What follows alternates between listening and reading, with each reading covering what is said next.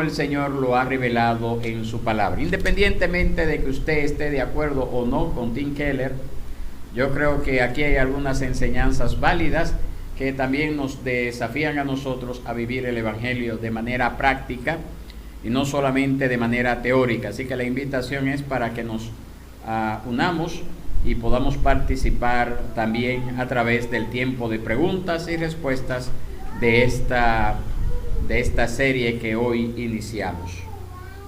Como dice el autor, el propósito de este libro es exponer las cuestiones esenciales del mensaje cristiano, del Evangelio. Exponer las cuestiones esenciales del mensaje cristiano, que es el Evangelio. Entonces, este libro puede servir tanto como una introducción a la fe cristiana para quienes no están familiarizados con sus enseñanzas, para aquellos que se han apartado de ellas durante un tiempo, pero esta obra no es solamente para esas personas que están buscando conocer más del Señor, que no conocen del Señor, mejor dicho, sino que también es para los cristianos, también es para los creyentes, especialmente para esos creyentes cristianos de toda la vida que creen y entienden lo fundamental de la fe cristiana bastante bien y no necesitan un manual básico. No obstante, una de las señales de que quizás usted no comprenda la naturaleza única y radical del Evangelio es precisamente que usted diga que usted tiene claro que usted lo entiende. Entonces eso sería una señal de que usted no entiende las enseñanzas básicas del Evangelio. ¿Por qué? Porque el Evangelio siempre nos ha sido dado para enseñarnos algo, para seguir aprendiendo, para seguir creciendo en el conocimiento del Señor, para seguir experimentando en el día a día estas bendiciones de conocer lo que es el Evangelio. En algunas ocasiones un entendimiento renovado del mensaje cristiano deslumbra y conmueve tanto a los miembros veteranos de la iglesia que sienten que se han reconvertido, y por lo tanto este libro se ha escrito tanto para los de afuera como también para los de adentro, los de la fe, tanto para los que Jesús llama hermanos menores como para los hermanos mayores que nosotros encontramos en la parábola del hijo pródigo, que en unos minutos nosotros vamos a estar leyendo. Entonces, por esa razón, en esta mañana yo quiero invitarle a que recurramos como creyentes a esta porción de las Escrituras que se encuentra en el Evangelio de Lucas, Lucas capítulo 15, por favor. Vamos a buscarlo en nuestra Biblia. Lucas capítulo 15. Y vamos a dejarlo ahí hasta que llegado el momento, lo podamos leer. Lucas capítulo 15. Esta es una conocida historia que se encuentra en este evangelio, y el autor de este libro recurre a este material con el fin de llegar a lo que es el fundamento de la fe cristiana. El argumento de la parábola y el elenco de los personajes son muy simples.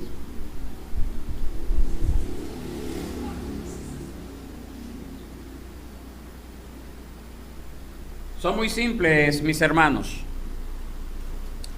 Son muy simples. ¿Cuál es el argumento del hijo pródigo? Había un padre que tenía 2 hijos. El menor pidió su parte de la herencia, la recibió y rápidamente se fue a un país lejano donde lo despilfarró todo en placeres sensuales y frívolos. Y luego él regresó a su casa compungido, y para su sorpresa, su padre lo recibió con los brazos abiertos. Y este recibimiento distanció y enfadó en gran manera al hermano mayor.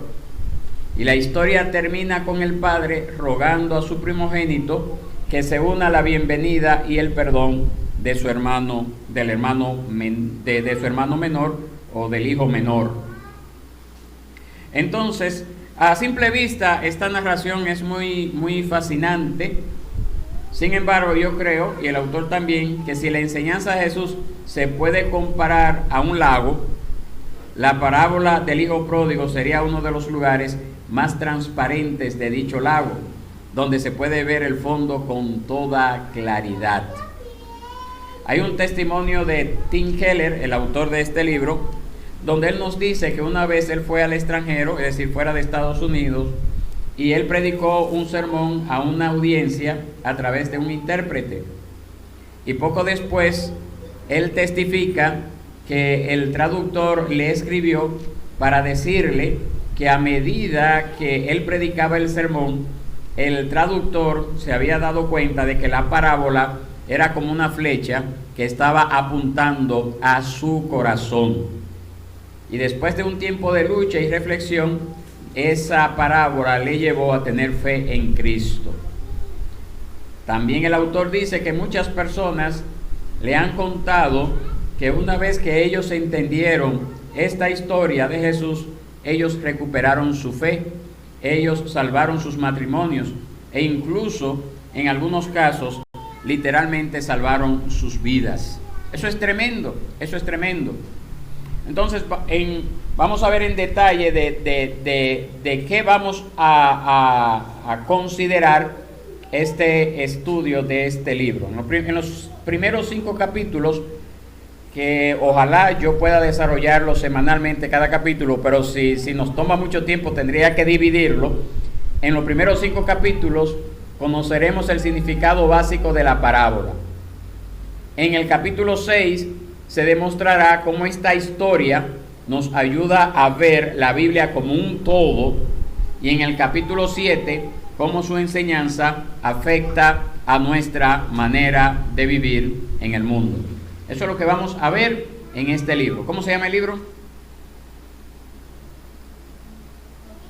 El Dios pródigo. El Dios pródigo, de donde vamos a extraer el estudio de estas próximas semanas. Lucas 15, ahí está basado el libro. Lucas 15. Entonces, cuando nosotros leemos esta parábola que se encuentra allí, nos vamos a dar cuenta que en ninguna parte se conoce como la parábola del hijo pródigo. Eso fue un nombre que se le dio después, pero no está en los documentos originales.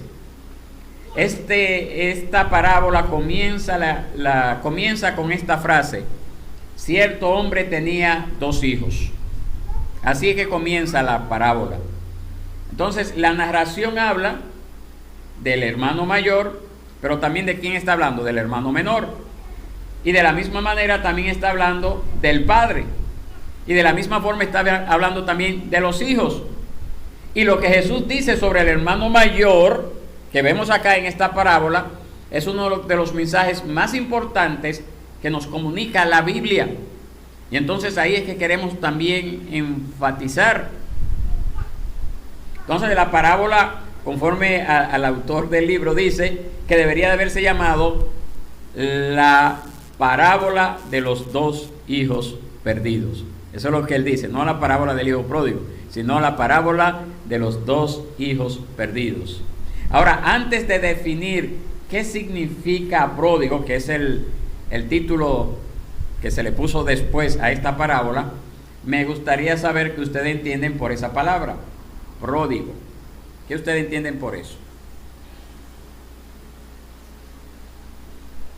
¿Qué es pródigo? Rachel, ¿qué tú entiendes por eso? ¿Qué es eso? ¿Qué te viene a la mente con esa palabra?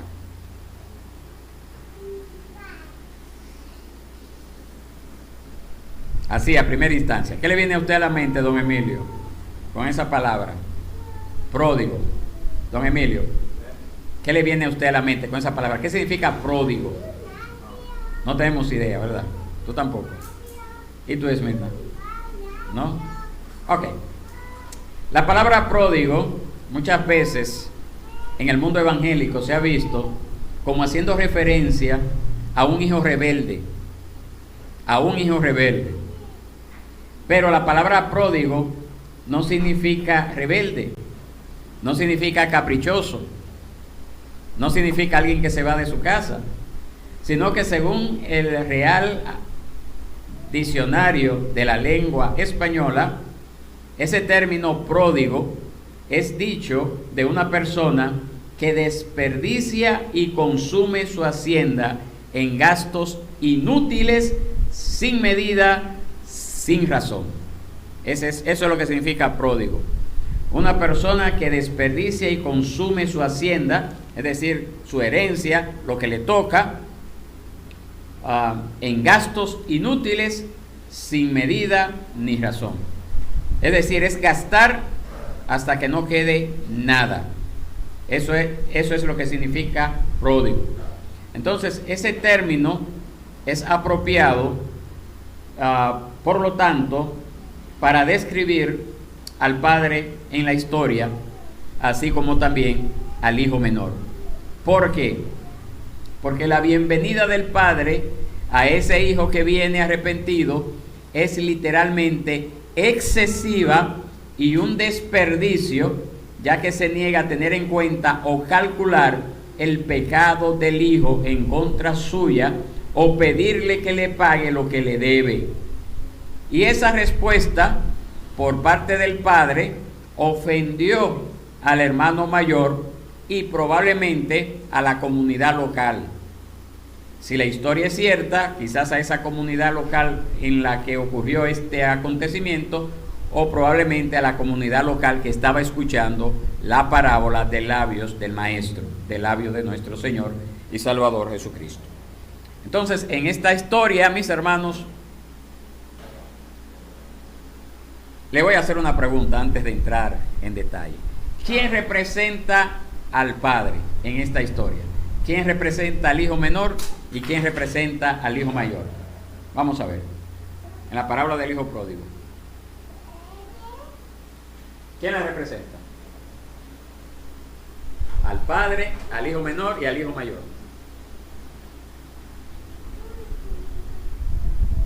Dígame, toda confianza. ¿A quién representa el padre? No le dé pena ver. ¿Quién? El padre representa a Dios. Usted vio Dios en el blanco. Mayor, ¿a quién representa? El menor fue el que se fue. ¿Tú crees? No. No. Pero diste en el blanco en el primero. El padre representa a Dios. El hijo menor representa a las personas que están perdidas en los vicios, en el pecado, en la disolución. El drogadicto, el alcohólico, el que desperdicia el dinero. Eso representa el hijo menor. Y el hijo mayor representa a los religiosos. A los religiosos. A los que se autojustificaban en la época de Jesús. Y eso lo vamos a ver ahora en detalle. Pero por lo menos sepamos eso comenzando. Vamos a conocer eso iniciando. El Padre representa a Jehová Dios, el Padre. El Hijo Mayor representa a los religiosos de la época de Jesús y de todas las épocas, los que piensan que por su religiosidad están más cerca de Dios que todos los demás. Y el Hijo Menor representa a los que viven una vida disoluta, una vida pecaminosa, una vida en los placeres, en la delincuencia también, representa el Hijo Menor. Tengamos eso en pendiente. ¿Qué base nosotros tenemos para decir que esta parábola representa al Padre, a Jehová Dios? Bueno, porque 2 Corintios 5:19 nos dice que Dios estaba en Cristo reconciliando al mundo con Él mismo, no tomando en cuenta a los hombres sus transgresiones. Entonces, por esa razón nosotros sabemos que es Jehová quien está buscando al hombre. Y Jesús nos muestra a ese Dios que lo entregó, que lo gastó todo y que no es otra cosa sino pródigo con nosotros sus hijos. Decir que está dispuesto a gastarlo todo por causa nuestra. La gracia desmesurada de Dios es nuestra mayor esperanza, una experiencia que transforma vidas.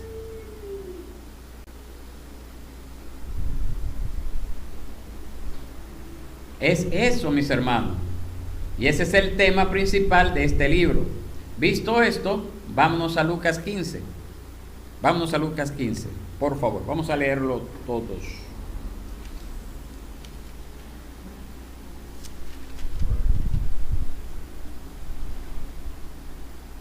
Vamos a leer Lucas 15, está en la página 1066.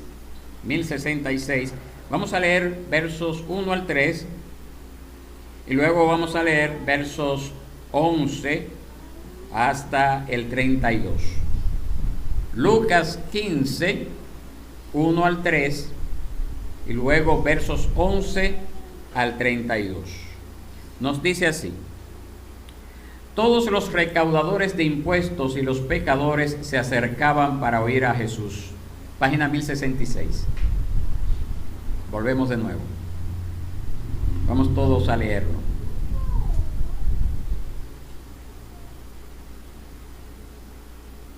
Todos los recaudadores de impuestos y los pecadores se acercaban para oír a Jesús, y los fariseos y los escribas murmuraban: este recibe a los pecadores y come con ellos. Entonces Jesús les dijo esta parábola. Ahí entonces brincamos al verso 11.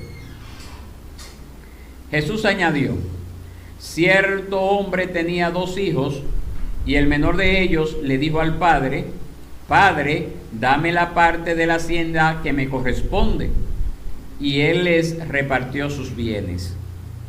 No muchos días después, el hijo menor, juntándolo todo, partió a un país lejano y allí malgastó su hacienda viviendo perdidamente.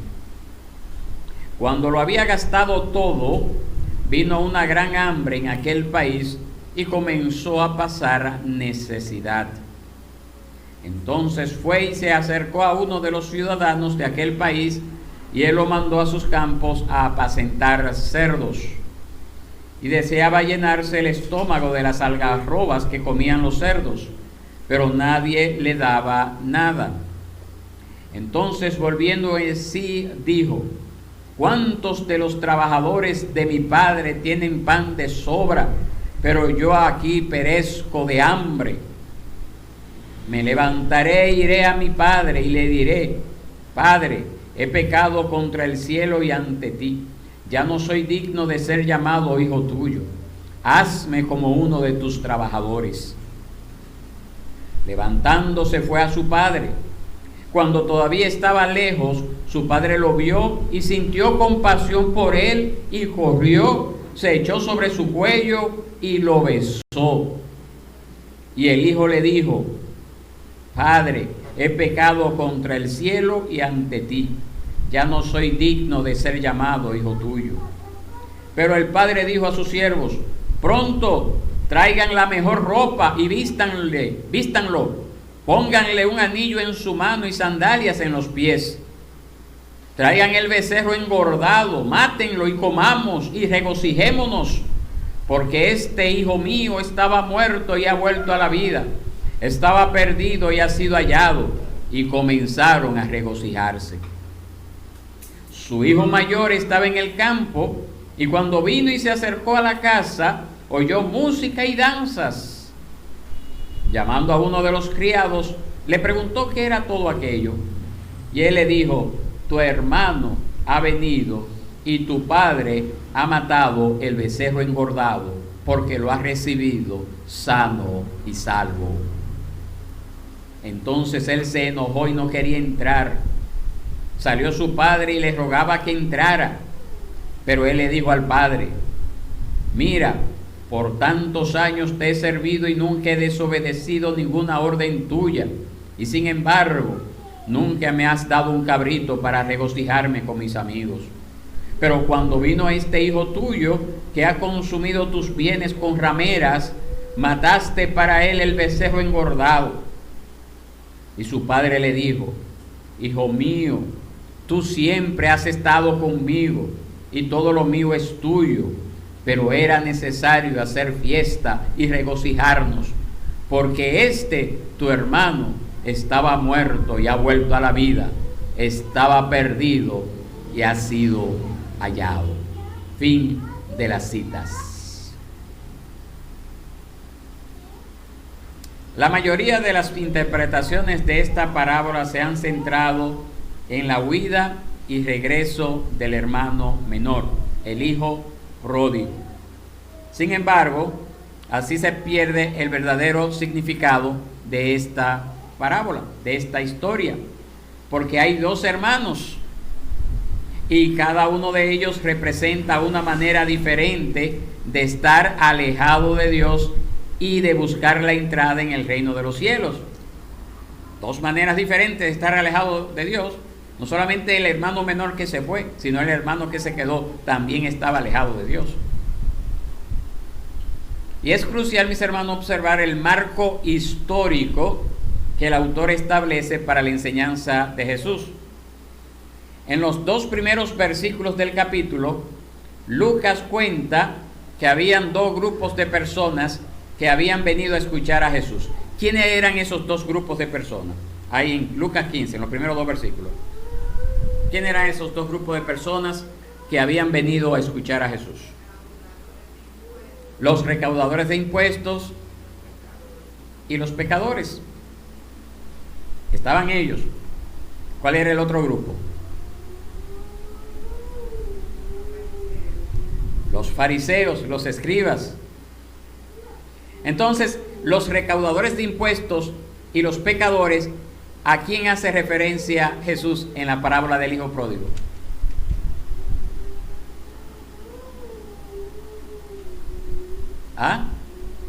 ¿A quién? Al mundo, dice Wendy. ¿Y quién es el mundo en la parábola del hijo pródigo?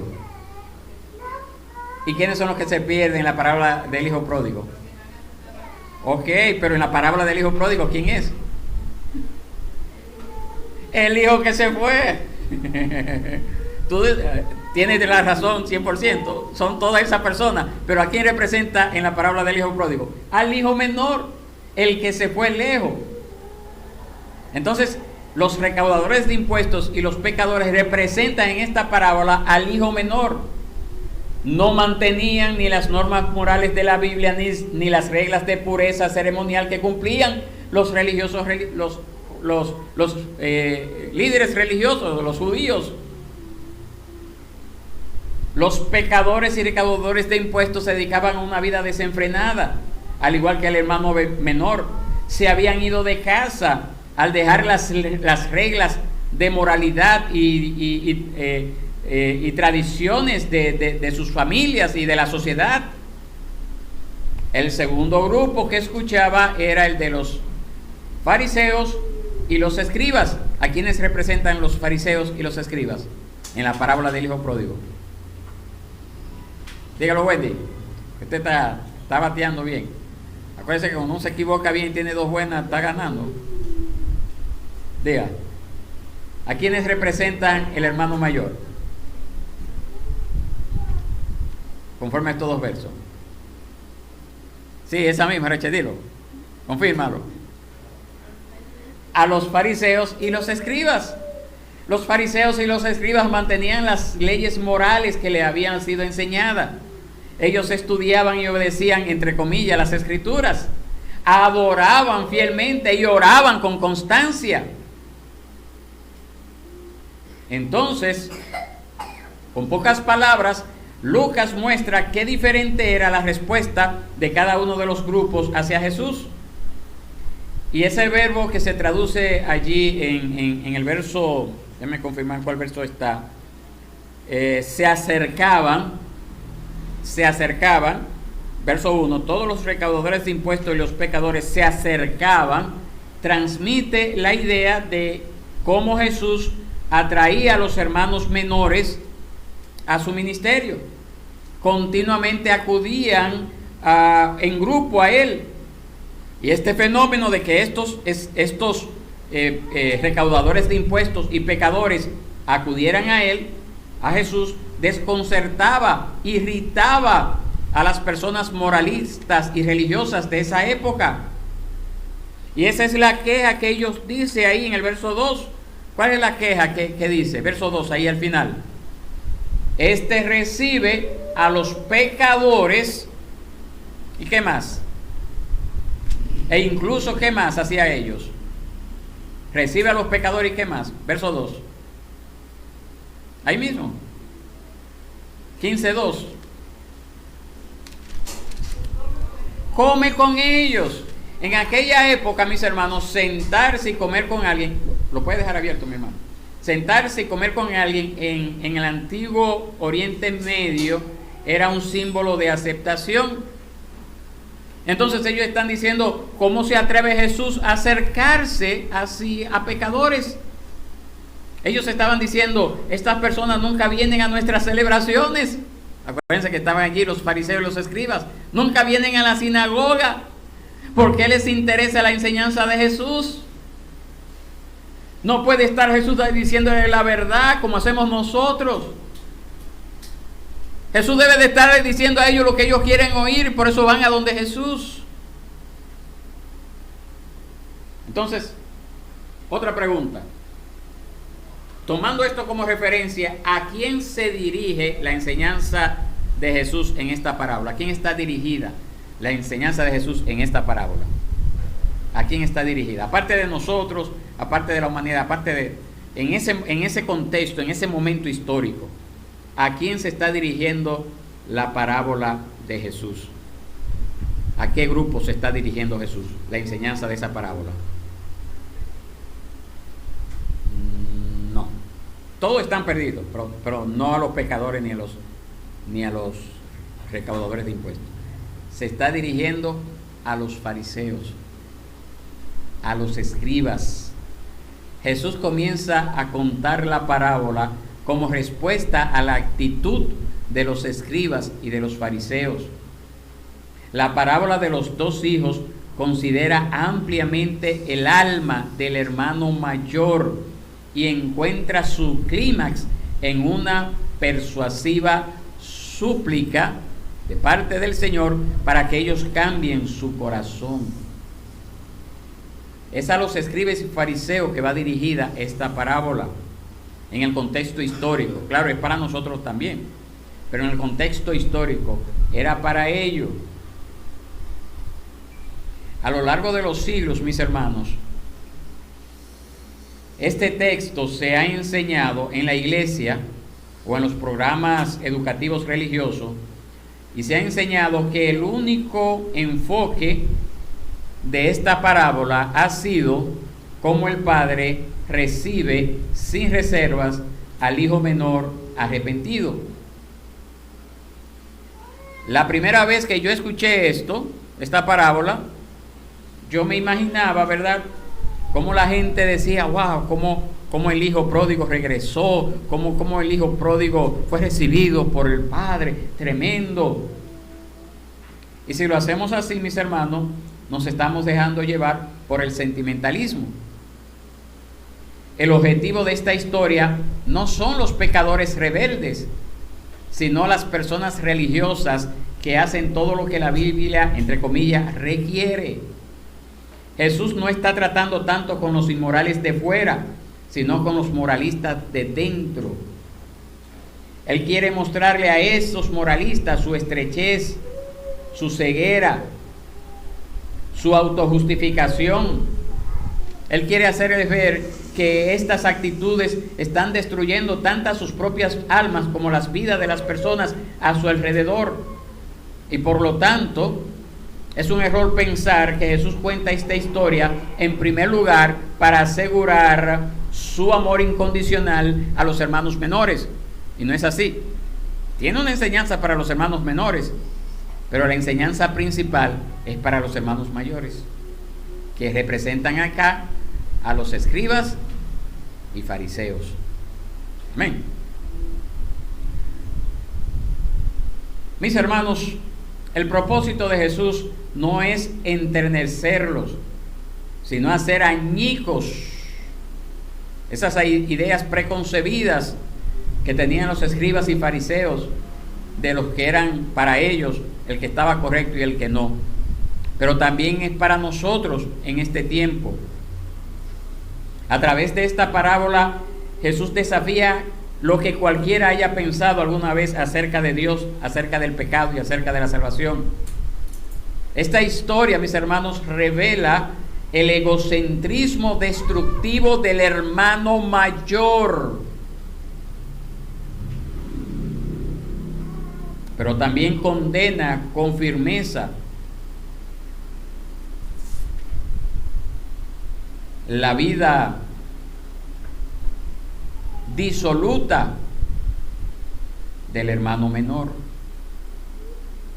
Por eso le decía hace un ratito que esta parábola debería de llamarse la parábola de los dos hijos. Jesús está diciendo que tanto los irreligiosos, que eran los pecadores y los recaudadores de impuestos,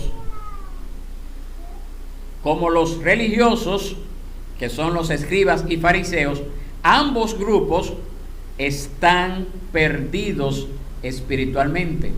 Ambos estilos de vida lleva a callejones sin salida, y que todas las ideas que la humanidad ha tenido de cómo reconciliarse con Dios han sido erróneas. Eso es lo que quiere decir esta parábola. Entonces nosotros podemos afirmar que tanto los hermanos mayores como los hermanos menores existen hoy en día, ahora, en esta sociedad dominicana. Existen hoy en día, aún en nuestras familias. Con frecuencia, el hijo mayor en una familia es el que complace a los padres, es el responsable que obedece las normas que ellos imponen. El hermano más pequeño, y no lo digo por edad, solamente estoy haciendo referencia a la parábola, el hermano más pequeño tiende a ser el rebelde, el que tiene un espíritu libre, que prefiere la compañía y la admiración de sus colegas. El hijo mayor crece, acepta un trabajo convencional y se instala cerca de papá y mamá, mientras que el hermano menor se marcha a vivir a un barrio viejo, lejos del lugar donde se crió. Y esas diferencias naturales y temperamentales se han acentuado en estos últimos años, principalmente en estos países avanzados como Estados Unidos, como Europa, donde han surgido estos grupos bohemios, ¿verdad?, que viven la vida disoluta, licenciosa, que no les importa cómo visten y gastar en lo que ellos quieran. Eso se está dando todavía en nuestros tiempos y con más fuerza, a causa del progresismo, del liberalismo y de las facilidades que tienen las personas de moverse de un lugar a otro y conseguir un trabajo. Y esas guerras culturales que se están dando en nuestros tiempos, que comenzaron a darse a finales del siglo XIX y el siglo XX, están manifestando precisamente esos impulsos, esos temperamentos. Y muchas veces nosotros estamos viendo que hay una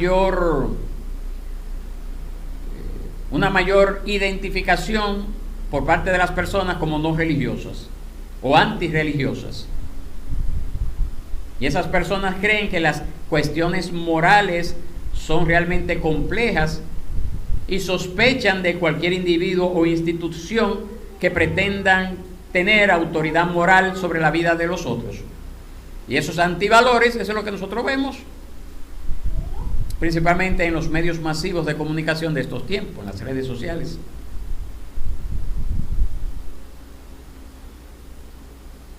Pero a pesar de eso, o quizás debido a eso, también ha habido un aumento de ese espíritu, a causa de ese aumento de ese espíritu secular, también ha habido un crecimiento considerable en los movimientos religiosos, conservadores y ortodoxos.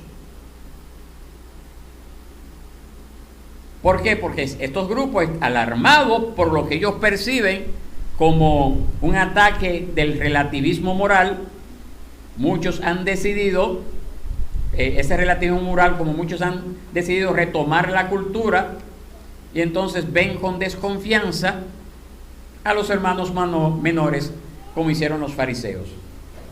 Entonces estos grupos también de extrema derecha, que también lo vemos en los partidos políticos, tienen una tendencia a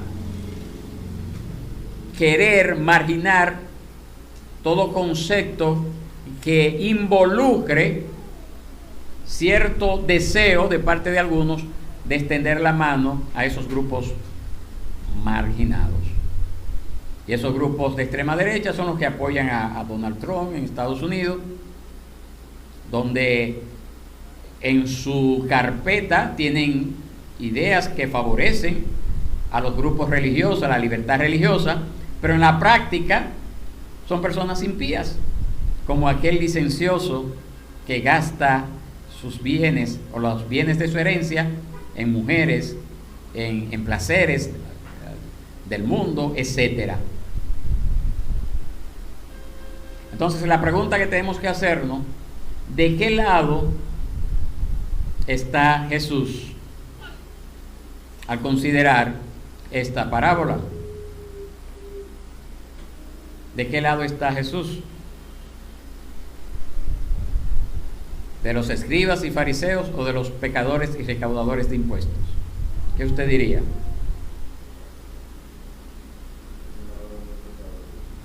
Del lado de los pecadores y de los recaudadores de impuestos.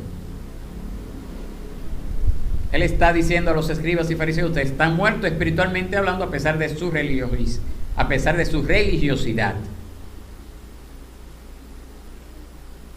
Cuando el cristianismo surgió en el siglo I, no era conocido como una religión más, sino que era conocido como la antirreligión. ¿Por qué? Porque ese movimiento surgió en el contexto de que sus cultos, sus reuniones no se daban en templos, no existía un sacerdote que tenía que ofrecer sacrificios, no había una imagen a quien adorar, etcétera. Y por esa razón, imagínese usted cuando una persona decía: yo soy cristiano, seguidor de Cristo, y le preguntaban: no me digas, ¿y dónde está tu templo? No tenemos templo, nos reunimos aquí en mi casa. ¿Cómo va a ser? ¿Y cómo se llama el sacerdote, el que oficia los...? Porque eso era común, el sacrificio de animales en aquel entonces. No tenemos sacerdotes. ¿Cómo va a ser? ¿Cómo puede ser eso? Y entonces por eso se le llamaba la antirreligión. El Imperio Romano estaba dispuesto a recibir a cualquier religión que observara este principio: César es el Señor. Es decir, tú puedes creer lo que tú quieras, pero César debe de ser el Señor. Es decir, debe ser un Dios más. Y cuando los cristianos comenzaron a decir: no, César no es el Señor, sino que Jesucristo es el Señor, entonces eso les llevó también a la persecución y a que fuera un movimiento proscrito, es decir, prohibido,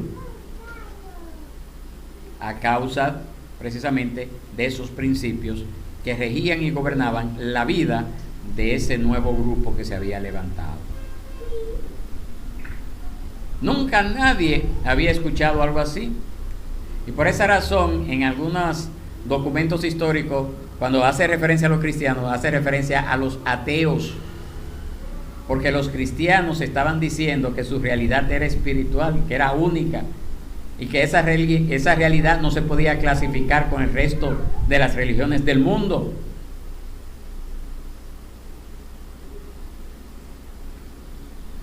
Entonces la ironía de esto no debería pasársenos por alto, estando como estamos, mis hermanos, en medio de las guerras culturales modernas.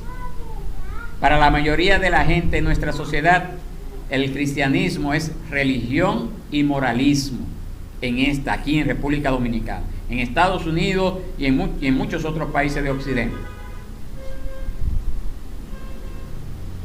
Entonces, como la mayoría de la gente ve el cristianismo como religión y moralismo, entonces la única alternativa, además de cualquier otra religión en el mundo, es el secularismo pluralista. ¿Y cuál es ese secularismo que dice, no, yo debo de hacer bien a la gente, pero no tengo que ser religioso? Yo debo de ser una persona buena, pero no tengo que ir a la iglesia. Y de eso está lleno el contexto cultural. Y muchos también que se hacen llamar cristianos, pues en la práctica demuestran que viven ese secularismo pluralista.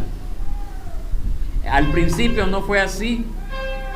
El cristianismo fue reconocido como algo totalmente distinto. Algo totalmente distinto en el siglo I. Y lo esencial aquí es que, en general, Jesús ofendía a los religiosos que cumplían las normas de aquel entonces, pero intrigaba y atraía a los que estaban alejados de la religión y moral. Eso es lo que nosotros vemos allí. Y lo vemos a lo largo de las narraciones del Nuevo Testamento sobre la vida de Jesús. En todos los casos, nosotros vemos a Jesús encontrándose con una persona religiosa y una persona marginada sexual, una marginada sexual, como Lucas 7, 36 al 50. Lo vemos a una persona religiosa y una marginada racial, como Juan capítulo 3, se encuentra con Nicodemo, y Juan capítulo 4, que se encuentra con la mujer samaritana. O un marginado político, como en Lucas 19. Y por esa razón es que Jesús le dice a esos respetables religiosos líderes de Israel en aquel entonces, que los recaudadores de impuestos y las rameras entran en el reino de Dios antes que ustedes. Así se lo dijo a él. Mateo 21, 31. Quedó allí registrado. Las enseñanzas de Jesús constantemente atraía a los irreligiosos, a los que no eran religiosos, mientras que ofendía a los creyentes y religiosos de esa época. Y por lo general, mis hermanos, nosotros tenemos que marcar una diferencia en nuestras vidas para que no caigamos en el mismo error en el que cayeron los escribas y fariseos del tiempo de Jesús. Nosotros debemos de presentar la iglesia, nosotros, el cuerpo de Cristo, como un lugar que está abierto a recibir a todos por igual, con los brazos abiertos. Entonces, cuando alguien le dice a usted, yo quiero ir a la iglesia, pero tengo que dejar de hacer esto, yo, tú no tienes que dejar de hacer nada. Ven así, que el Padre te recibe así. Y ya de ahí en adelante el Señor hará lo que Él hará con esa vida. Pero no sea usted un fariseo al estilo vivo de Jesús, en el cual queramos nosotros poner normas de comportamiento para que la gente llegue a la iglesia. Tú debes de hacer esto, debes de hacer lo otro, debes de preocuparte por esto, por aquello, por lo otro. ¿Por qué? Porque entonces caeríamos en el mismo pecado del hermano mayor, que aquí está representado por ¿quiénes? Escribas y fariseos. Nosotros somos llamados a seguir el ejemplo de Jesús. Y nosotros leímos ahí en ese verso 1 que los recaudadores de impuestos y los pecadores se acercaban a Jesús. Nosotros somos llamados ahora en este siglo XXI a ser esos representantes de Cristo y a predicar a viva voz de que el Señor también recibe en igualdad de condiciones a los escribas y a los fariseos, pero también a los pecadores y a los recaudadores de impuestos. ¿Qué le parece? En igualdad de condiciones. Así que el Señor nos dé esa gracia, mis hermanos, para considerar este tema en los próximos domingos. Vamos a terminar acá y vamos a tener un tiempo para preguntas y respuestas.